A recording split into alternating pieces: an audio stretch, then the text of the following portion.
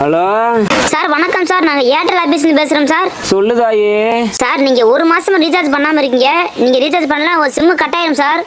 எங்கதாயி இந்த வேலை வெட்டிக்கு தான் போனேன். ஓனர் சம்பளம் வேற கொடுக்கணும்.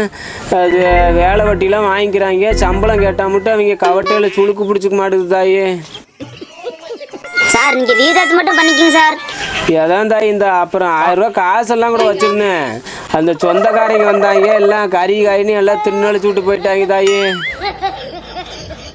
சார் அதெல்லாம் ஏன் சார் சொல்கிறீங்க? நீங்கள் ரீசார்ஜ் மட்டும் பண்ணிக்கோங்க சார்.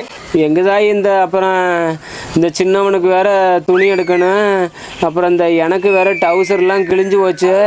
அது எல்லாம் உங்களுக்கு எது கோச்சுக்காது தாயி. நானே கோமணத்தை கட்டிட்டாலே சொல்றோம் பாருங்க.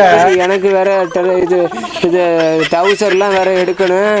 அது அப்புறம் இந்த என் பெரியம்மாவை வேற வயசுக்கு வந்த பிள்ளையா இருக்குது. அதை வேற ஒருத்தன் கையில் வேற பிடிச்சி கொடுக்கணும். அது இப்போ வண்டம் பாத்திரம் அது இதுன்னு எல்லாம் எடுக்கணும். என்ன பண்ணுறதுனே தெரில தாயி. மருந்தை குடிக்கிற மாதிரி இருக்குது தாயி. சார் சார் ஒரு வருஷம் தேவையான ரீசார்ஜ் நான் என் சொந்த காசுலேயே பண்ணுறேன் சார். சார் நீங்கள் போன மட்டும் வாங்கிக்க சார். யாரு பெத்த பிள்ளையோ தாயி. நல்லா இரு தாயி, நல்லா இரு தாயி.